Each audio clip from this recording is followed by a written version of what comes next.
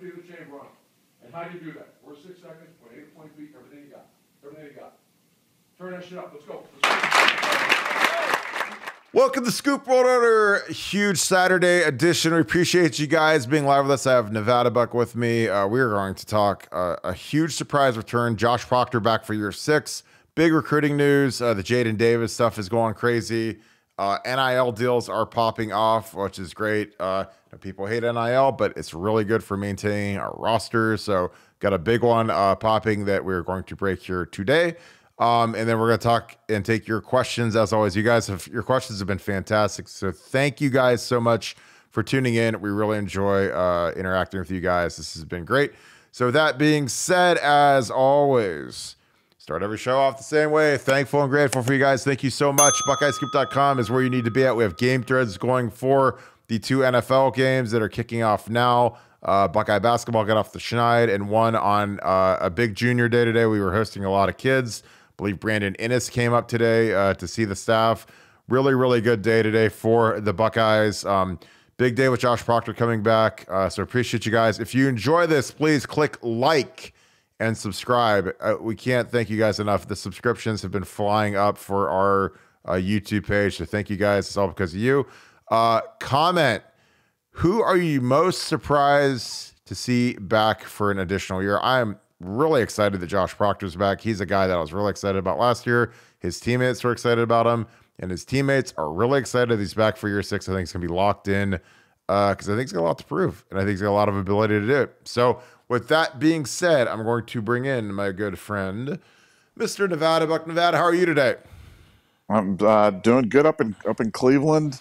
Getting ready. I saw the debacle that was the Cavs game last night, and getting ready to see the Giannis-less Milwaukee Bucks play the Donovan Mitchell-less Cavaliers. So the NBA is less than fantastic, but I will be there for the second game in a row tonight. So if you're the commissioner of the NBA, what do you do as these teams do more of this load management BS? Because I think it's Bush League. I really hate it because people spend good money on that, and people in Cleveland get really excited to see Steph Curry. There's kids that nationally love the Warriors just because they've been really good. Probably a lot of kids showed up in Steph Curry's jersey last night to watch Jordan Poole and whoever else, Andre Iguodala or whatever. What would you do to fix that? This is not going to be a big NBA podcast, but I'd love to hear for 2 seconds just your thoughts on that. Well, I think there should be big fines when teams do this. If players aren't injured and they're sitting, there should be like a $5 million fine or something significant enough to the franchise, because it just rips the fans off. The NBA wants to make it all about the stars, but then they don't play the stars. And, they say, oh, well, let's, reduce the number of games this season, but that's not a solution, because they would just sit them more games during that. And also it would reduce all the revenues, 10, 15, 20%. And the players aren't going to take types of pay cuts. So I would assign big fines to the teams that do it, and like I said, it was bad. It left a bad taste in our mouth for sure with the NBA, but that's why we're talking football. That's right. So huge news, stuff that we didn't expect broke late last night. Josh Proctor is back for year 6. Really interesting kid, a kid that again, when we talk about certain guys and we really believe what we hear. We have great sources. I talked to current players, people in the building. They were really high on Josh Proctor. Again, Jim Knowles on August 12th said he could be the best safety in America. So it is like part due of the best safety in America talk. Nevada, how excited are you that Josh Proctor is back in tandem with Lathan Ransom in the back end of this defense? Well, I think it's huge, and I think it's huge for a number of reasons. Look, we know Josh can play. I mean, Josh was a good player before, and Josh was an impact player, and Josh has had some really good practices. Josh has had some really good bowl prep. Josh is a very flexible guy, and what I like most is just the fact that he is coming back, because one, it shows that his head's right. It shows that that Jim Knowles has painted a picture for him of how he can utilize him in this defense, that he's bought into that he believes it. And to me, that's almost as important as anything else. I just think it's indicative of a strong culture within the program. Guys wanting to come back.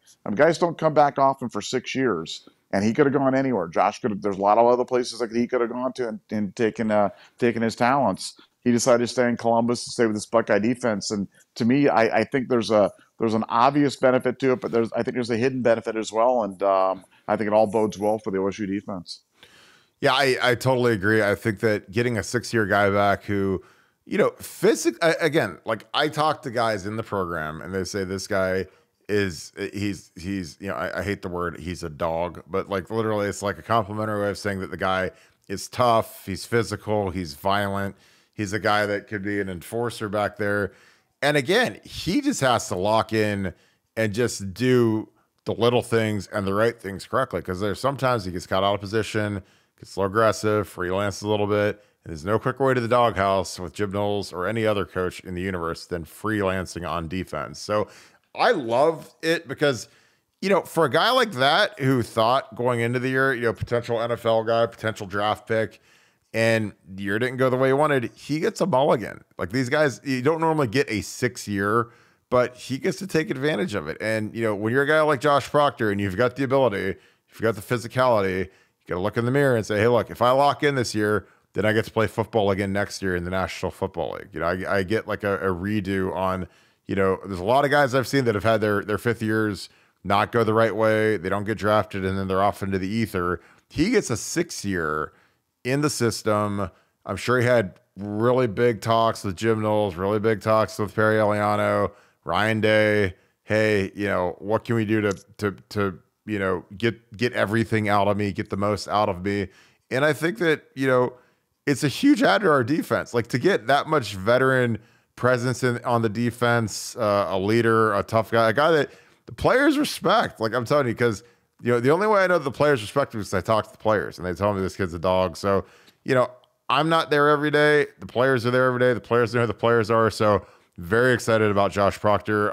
We're going to take some questions out. You guys these are some fantastic questions. Appreciate you guys. As always, Mike, thank you. I know you're in here a lot. Nevada, do you think with Josh it was a mental positional thing that was the reason why he got benched? Because I can't see it as a physical thing, because physically he's a freak of nature. But what are your thoughts on that? Well, we've talked about this before, and it was a great mystery as to why he wasn't there. And the only thing that I've ever heard or seen or been able to conjure up that makes any sense to me was that Knowles really wanted to find a place for Tanner McAllister. He was somebody he was comfortable with. He was somebody he'd seen play before at Oklahoma State, had followed him over. And when Josh made some mistakes, it was easy to make the hook, go to Tanner, and just never kind of look back. And I think that's probably as good an explanation as any, because like you said, I talked to people in the building as well. And, while Josh Proctor's certainly not perfect, he was a guy that everybody was excited about, and everybody was excited about what he can do, and especially in this kind of a defense. And I think he has the kind of playmaking ability that we really kind of lacked on a defense that really was looking for playmakers. So, when I heard he was leaving, I was like, I figure sometimes these are best for all involved to kind of go get a greener pastures, because he's certainly capable of playing and maybe he just needs the chance. But the fact that he's going to be doing here in Columbus for a 6-year, like I said, I could not be more excited. And I know some people are kind of like, oh, ho hum, and that's fine. Everybody's entitled to their opinion, but I put me in the very excited category for sure. Yeah, I totally agree. I'm really excited about Josh Proctor coming back, because again, these guys, he gets that extra mulligan year, man. It's his contract year. He wants to play in the league. He wants to be a professional at it. Year 2 in the system, it's kind of one of those things, burn the boats and don't look back and just go have that big year that everyone expects you to have. This is a great question. Appreciate you. Peace Clan afternoon, gents. This is great. Nevada, what is a bigger concern for you right now for Ohio State football? The offensive line or the cornerbacks? Great question. Cornerbacks by a mile. I'm not worried at all about the offensive line. I think it's going to be a team strength. And like I said, I'm very excited about the offensive line. I think we've got 4 guys that have started at Ohio State. We've got another guy that's that started elsewhere. And let me tell you what, the kid that's coming in, I don't know how much you've talked about this on other stuff, Kirk, but like this kid's coming in. Justin Fry likes him a lot, and they're not looking at him as a depth guy. They're looking at him as a guy that could maybe come in and contribute right away. Maybe a guy's going to grab a starting spot. So whether he will or not, we'll find out, soon enough, and with spring ball and into fall camp. But they like him an awful lot, and he steps in. Then you've got 5 guys who have all started college games on the offensive line. Cornerback got some real concerns. I think it's a legitimate area of inquiry. We've got one decent one in Denzel. I think he'll have a decent year. Need to find another one, but that's a concern. Offensive line, I really don't have any concerns. Yeah, I totally agree. I think that you bring in a guy who's got 20 starts, regardless of the level. I mean, people were all excited about a kid from Rhode Island. Well, if Rhode Island played a team from the Sun Belt, they'd get waxed. So I'm just letting you know, this kid played a higher level than the Cornelius kid from Rhode Island. And Justin likes this kid. He's going to compete at center, which means he can also compete at guard. Again, I think that, if you have him, Enoch, and Matt Jones on the interior, that's fantastic. You put Donnie at left tackle or left guard. You put Zen at left tackle, Donnie at left guard. Again, there's a lot of guys that have a lot of position flexibility from the interior, inside out. Josh Fryer. Again, if I was Justin Fry today, I'd put Donnie at left tackle. I'm not sure if he'll do that. I'm sure he's going to try to put Zen out there because Zen's got more length. But I think Donnie's got the feet to do it, and he did it in high school. He played left tackle in high school. So to me, I put my best guy out there, even if he doesn't have the absolute prototypical length. I think that Donnie has the functional and weight room strength to do it, along with he's a really twitched up kid, a really explosive kid. And I think that, you put him out there and let guys try to bull rush him because he'll be able to stone him, and his feet are good enough to hang in there versus speed guys. So, Donnie's the guy that I really think highly of. And I think that you put your best guy at left tackle and then build from there. Put Matt at center. And, again, put your guy who's a 6-year guy who really knows the offense inside out. He's got to make the calls. As Jim Bowman used to say, you have to have the balls to make the calls. And, when you got a guy that's been there for 6 years, he's seen a lot.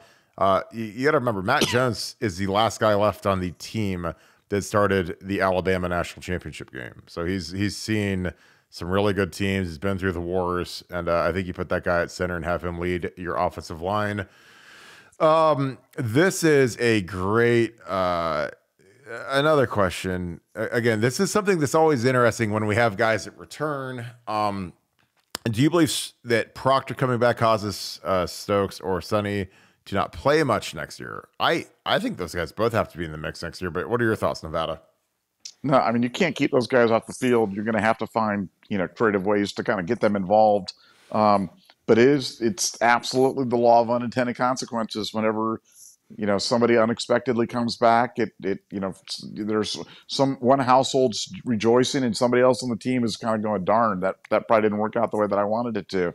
But no, I think both those guys are really, really good players. You've got to find ways to get them on the field. And I think Knowles is smart enough to realize that, because those guys can't sit another season. And, you hate to put the jinx on anybody, but also you got to remember there's going to be a transfer portal window coming up after spring practice as well. So if Knowles can't figure it out during the spring, somebody could take off, and that would be less than optimal as well. So they're going to have to figure out a way to feed all these mouths, keep them all engaged, keep them all excited. But I think, Knowles is a really, really, really smart guy. This isn't his first rodeo. I think he understands what's at stake, and I think they understand what they need to do. Yeah, I agree. And again, this is something I'd love to ask you about, Nevada, because this is something that comes up every time somebody portals in or returns or whatever. Because there was a thought, the small, less than 1% chance that CJ Stroud came back.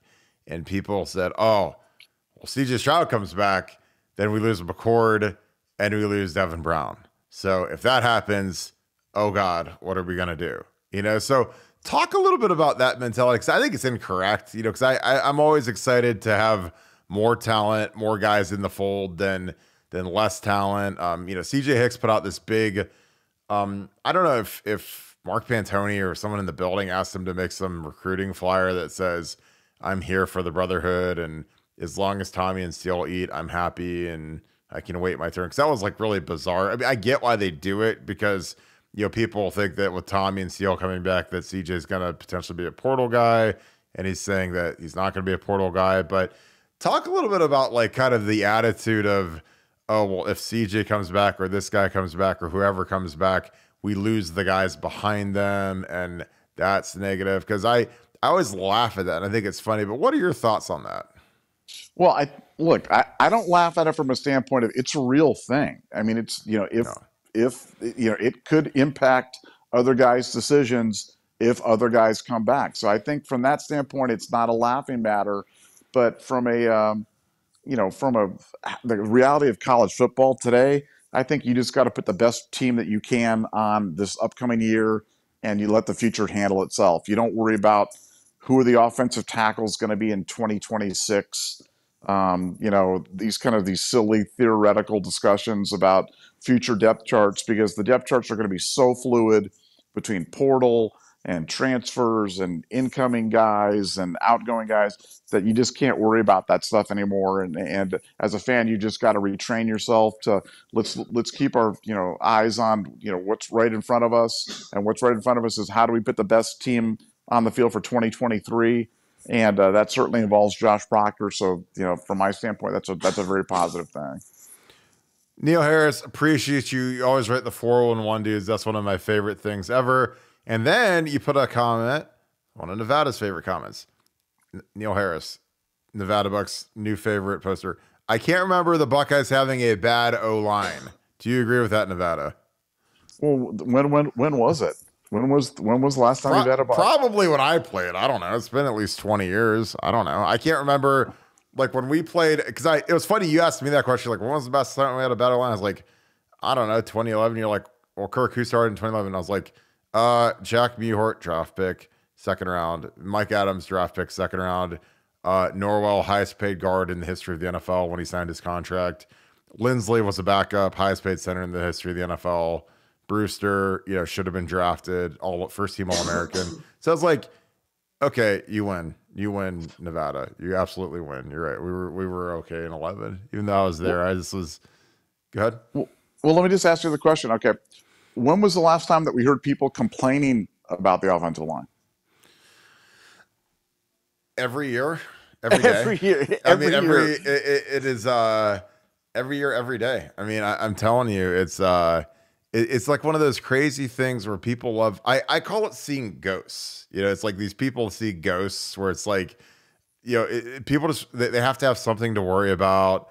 And again, like, it's kind of like, there's this thing where like we didn't recruit well on the offensive line for the last 7 or 8 years. And I'm always like, well, that's funny because I think that the 2021 offensive line room that had 6 guys to make all Big Ten was the most talented offensive line room in the history of Ohio State football. I'll put that top to bottom against any room in the history of Ohio State football. And I'm a guy, I've been in rooms where I walk into that room and I'm in the meeting and I look around and half the guys will never play. I just know that these guys, if these guys ever play, we're in trouble. I mean, when I was a player, I mean the miss rate was astronomically high. And then you go to like the 2021 where it's like you got like Paris and DeWand and Nick Petit and Thayer and Luke Whippler. And then, we've had the most incredible rate of attrition via unnatural events like transfers and Harry Miller retiring. And then, like great events, like guys declaring early. So Paris, DeWand, Luke Whippler, Nick Petit Frere. So we've had 4 guys declare early in 2 years. Never happened in the history of Ohio State football. We had 3 guys declare early this year. Never happened in the history. I'm talking on the offensive line, not receiver, not running back, not DB. So, like, is that bad recruiting when all these guys are going pro after 3 years? I think it's the best recruiting in the history of the school, but that's me. We lose Harry Miller, who was a 5-star center from Georgia, who we beat Bama and Georgia on to come to Ohio State. And, he has to retire with very unfortunate circumstances.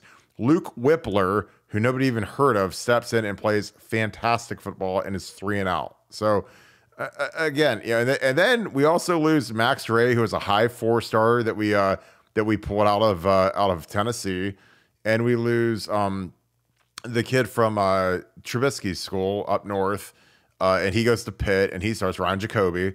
So like that's like unnatural to lose and still be able to field an offensive line that's coherent. So I mean, I think that the recruiting's been great, the development's been fantastic, and I think Justin Fry's a great coach. I've known Justin as long as anybody. We played against each other in 06. So I mean, he was at Indiana. We smoked him like 44-6. So he had to join the good guys and join Ohio State, and I teased him about that, but very, very lightheartedly. But Justin is a very good technical coach, and this is when you earn your money. When you have a line like this where you don't have a Paris Johnson, but he still has Donovan Jackson, who's an all big. He was first team All Big Ten as a true sophomore, which is really hard to do. And you just got a good portal guy who's got 20 starts, and this is where it's fun. You got to figure out who can play and put the guys in the right spots and develop them, and you got to grind them a little bit. You got to turn guys that maybe aren't as productive, or it's a unit that a lot of people are down on. And this is always a fun time to coach a position group when the media, the geniuses of the media, are down on you as a group, because then it turns into kind of that us against the world mentality in that little position room. So I'm really excited for the offensive line in Nevada. I think that you're not just saying it as, some sort of propaganda to like make people feel better about Ohio State football. I'm genuinely excited about these guys, and I think that they're going to be really good. And you know who else is excited about them? Justin Fry. So I don't care if everybody else is scared. Justin's not scared. So that's all that matters to me. This is interesting. So we got invited to the Army. So Mike, you're running the Army All-American game, December 2023, running the game, and we get full access. I might take you up on that. And down in San Antonio, that would be a blast. I appreciate you, man. I haven't been down there since the Riverwalk, the Alamo Bowl in 2004. Nevada, have you been to San Antonio? Many times. Many times. Love that place. Honest to God, it's funny. When we went to the Alamo Bowl, people, they're down because it wasn't the Fiesta Bowl or the Rose Bowl, but we had a blast at that game because there were no expectations. We had 4 losses.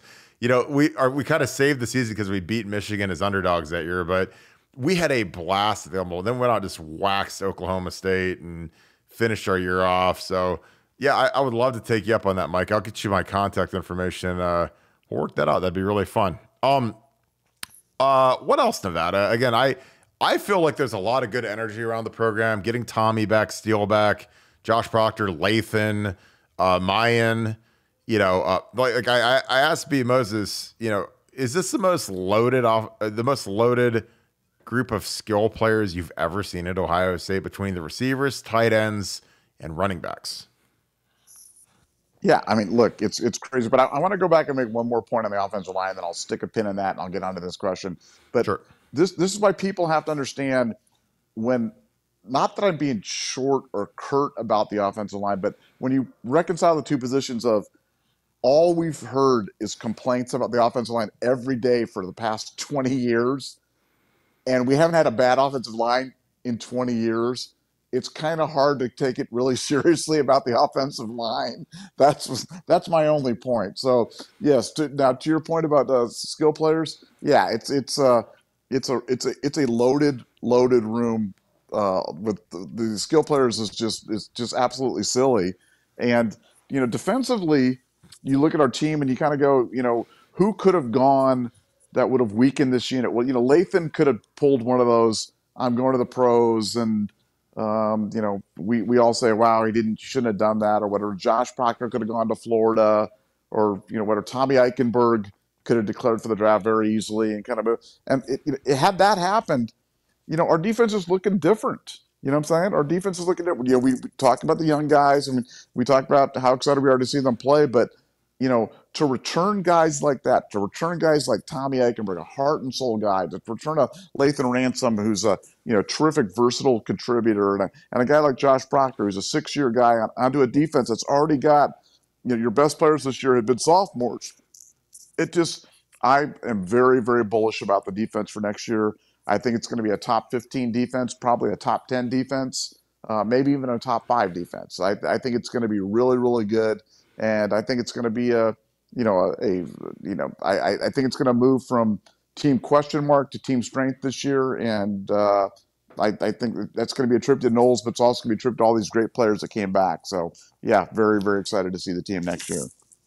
Yeah, I think that again, we say it every year, they're motivated, they're going to be hungry, but getting a guy like Tommy back, it's like when you get your two enforcers back in Cade Stover and Tommy Eichenberg, you have one on each side of the ball, guys that kind of can set the tone, run the show. Everybody kind of fears those two just because they're such tough guys, and when they talk, people listen. I think that's huge. I think you've got a lot of hungry guys. I think that a lot of competition. Maybe not at the top spots, like obviously, receiver. The top two are in ink. Obviously Julian had a nice year last year, not anywhere near what Emeka and Marvin are, but he was actually more heralded than either of those guys coming out of high school. And then you've got that feverish fight to be the rotating at 3 and 4, where there was basically no production. We had Jaden Ballard who didn't really play much, which was one of the more perplexing things to me, the fact that he wasn't a punt returner or kick returner. He had really no role in the offense despite elite speed. Chris Olave said he was the fastest guy on the team at the combine last year, so that kind of raised an eyebrow. You think you'd find a role for that guy. And then you've got Nevada's favorite player in the world, Brandon Innes, is coming in. Carnell Tate's coming in. You got the freshmen that were there that we didn't hear anything about, Caleb Burton, some of these guys. Big years for them. You got the Rogers brothers.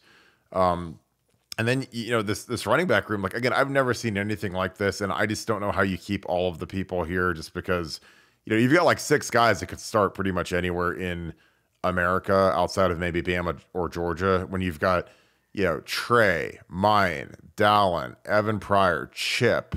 I mean, those guys are all like high level starters. A guy like Trey is obviously like a franchise type running back. It's perplexing how we have so much depth. It's unbelievable. And then you got our quarterback room. So when you're one of these two quarterbacks, you almost have to be to the point where you're working out at the Woody Hayes 10 hours a day, film study, throwing to the receivers as much as possible. Because if you win the starting quarterback job at Ohio State, it's essentially like a lottery ticket where you get to change your life. You're likely going to be first or second team All Big Ten, first team All Big Ten quarterback for 10 straight years. I've said it since 2012 with Braxton. We've literally had the first team All Big Ten quarterback every year since then. So you're going to be All Big Ten. You're going to have the best weapons in the country, and you're likely going to change your life because you're going to become a potential high level draft pick. I mean, Ryan, last 3 guys, Haskins, Fields, CJ, all top 15 picks in the NFL draft. So, this is a life-changing stretch for Devin Brown and Kyle McCord to fight for this spot. Nevada, recruiting-wise, the Jaden Davis thing is a big topic this week. Yesterday, Ryan Day, Brian Hartline, Corey Dennis, the head coach, offensive coordinator, and quarterbacks coach, respectively, all went down to kind of kiss and make up with Jaden Davis after they kicked him to the curb for Dylan Raiola, who has since kicked us to the curb. What are your thoughts on the dominoes falling? Because the interesting thing is that Matt Weiss, who's the offensive coordinator for Michigan, got whacked yesterday, and he was the lead recruiter in the Jaden Davis recruitment, and everyone's projecting him as crystal ball to Michigan, but they lose the lead recruiter. We send the cavalry down. What are your thoughts on Jaden Davis, and do you believe he ends up being our 2024 quarterback? Yeah, I want to hear a little bit more from Ohio State as how things went. But Ohio State feels like they've got a lot of momentum going into this. You got to remember, it's not only just the unfortunate situation with the unauthorized computer access or whatever that means up there in Michigan, but you've also got the looming specter of an NCAA potential investigation. You've got Harbaugh's uncertainty up there. I mean, there's a lot swirling around that program right now, and Ohio State feels like they've got the momentum with the kid. We'll know more, as we kind of get the reports as to how those visits went and what type of vibes they were getting back. But they went for a reason. They didn't go there they could have gone anywhere. They went there. I think they feel like that's a productive use of their time, and we'll see if they were correct. But I think they feel like they definitely have recruiting momentum, and that's certainly something in this game.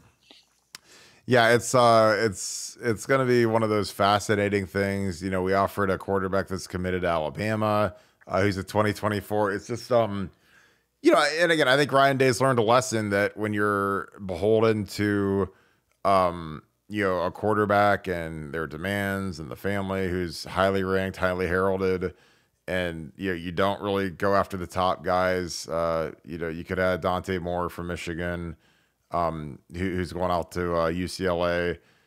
You know, you just kind of you question if that was the right strategy. It kind of is though, because when you're dealing with these kids that are these top drawer, elite franchise type quarterbacks, they're going to make demands. They're going to say, look, you know, you can't recruit anybody else in my class, can't talk to anybody else in my class, can't sniff around, because you know Ryan has been the, you know, he's kind of, it's not hoodwinking, but it is kind of big time college football where he takes Jack Miller early.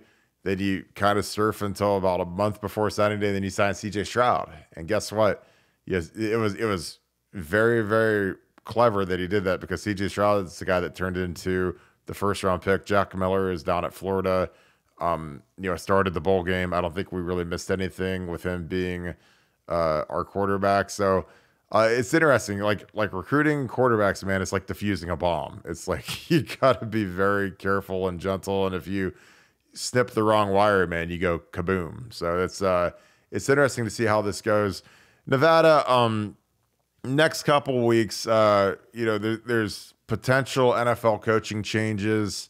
Do you believe our staff stays in place the way it is, the 10 coaches that are our full-time coaches now? Do you believe that those are the 10 guys that'll take the field week 1 of the 2023 season?